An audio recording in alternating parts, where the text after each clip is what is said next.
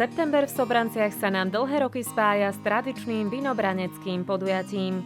Sobranský jarmok na prelome leta a jesene láka návštevníkov z rôznych kútov Slovenska, aby sa tu stretli pri ochutnávke jesenného muštu plného vitamínov – burčiaku.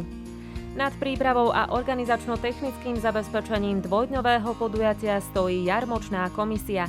Tá už doťahuje posledné povinnosti pred oficiálnym otvorením jarmočných dní v roku 2023. Úlohy sú rozdané. Ak môžem hovoriť za zamestnancov Mestského úradu, každý vie, čo je jeho úloha a myslím si, že sa všetci podieľame na tom, aby jarmok bol krásny, aby sa návštevníkom páčil a pevne dúfam, že sa im bude páčiť tak, že sa tu budú cítiť ako doma. Do mesta sa chystá svoje tovary ponúkať viac ako 30 trhovníkov. Nebudú chýbať obľúbené stánky s občerstvením či remeselná ulička. Pestrý kultúrny a hudobný program mesto skladalo aj s ohľadom na súčasnú finančnú situáciu v slovenskej samospráve. V Sobranciach stavili na overené regionálne mená, ľudovú hudbu, folklór a naše tradície. Ahojte, pozdravujeme našich priaznivcov, Čaute všetci. priaznivcov ľudovej hudby Štefana Cinu a srdečne vás pozývame Na jarmok do Sobraniec, kde 22. septembra máme koncert o 17. hodine. Veľmi sa na vás tešíme, príďte, spoločne sa zabavíme, zaspievame, zatancujeme, tešíme sa, vidíme sa. Ahojte. Čaute.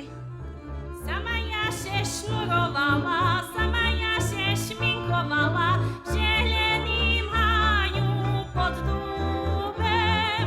Už ja twoją wernú ženu nebudem.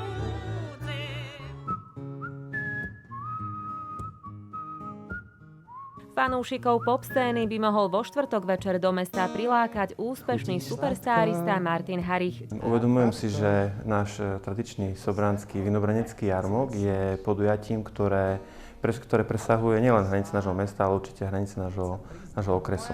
A preto si všetci uvedomujeme, že ho musíme pripraviť tak, aby boli spokojní všetci. Teda k spokojnosti všetkým.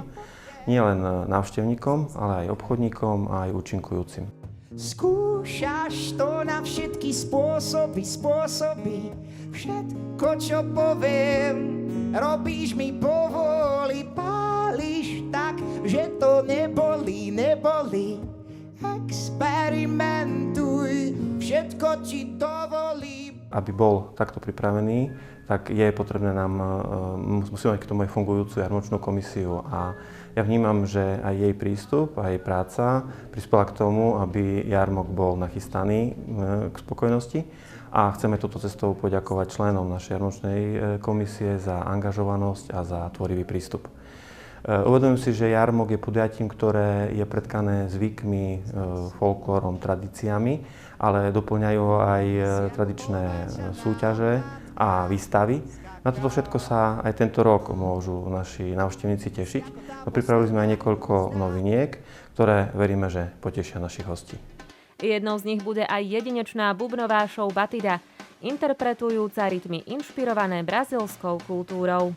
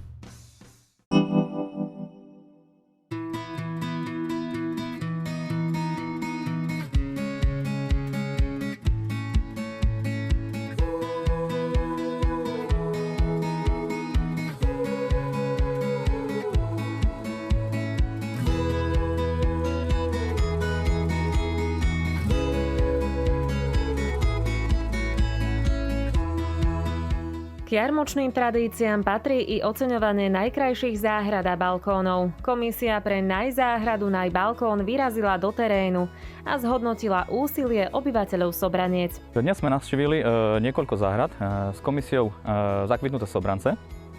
Je tu veľmi veľa pekných záhrad v Sobranciach, čiže bude ťažký výber víťaza, lebo vidno, že ľudia sa starajú o tie záhrady. Osobitnú pozornosť získali sady, ktoré komisiu prekvapili rozmanitosťou a množstvom pestovaného ovocia a zeleniny. Takisto sme navštívili jednu zo záhrad, ktorá má nielen krásne kvety, ale takisto aj veľmi krásny sad. Takisto vidím, že pán sa stará o tú záhradu alebo ten sad. Má tam sad napríklad slivák, sad jablk a takisto čo nás milo prekvapilo, bola tam veľmi veľká tekvica. No a vidno, že ľudia sa tu v Sobranciach starajú o tie záhrady a takisto aj o tie kvetinové a ovocné záhrady.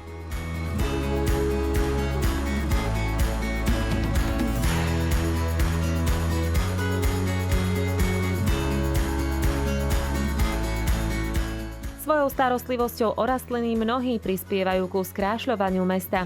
A svedčia tak o tom, že aj uprostred mesta môžu vyrásť malé oázy zelene a prírody. Sobrančanom záleží na vzhľade ich domova a okolia, výsledkom čoho členov komisie pre výber záhrad a balkónov čaká naozaj neľahké rozhodovanie. Dneska sme v teréne. Úlohou komisie, ktorá si obzerá záhrady a balkóny, je to vybrať naozaj najkrajší balkón a najkrajšiu záhradu, ktorú potom na jarmoku oceníme. Prechádzame spolu domy, také vytipované, ktoré sme si tak dopredu očakovali. A komunikujeme s majiteľmi, teda, či môžeme ich prihlásiť do súťaže. No a bude to asi ťažký výber, lebo naozaj tu v Sobranciach je veľa pekných záhrad a tie kritériá, ktoré sme si tak vopred nejako dohodli, sú také, že radi by sme ocenili záhrady, kde vidno, že ten majiteľ sa venuje, že venuje tomu čas, že nie je to nejaká taká záhrada, ktorú si nechá navrhnúť architektom možno, ale naozaj, že každý stromček alebo každú rastlinu tam si sadil sám a vie o niečo si povedať a má radosť tej práce v záhrade. Súťaž sa takmer blíži do svojho cieľa. Starostlivosť o záhradky a kreativita ukázaná na balkónoch Sobrančanov bude ocenená už čoskoro počas jarmočných dní.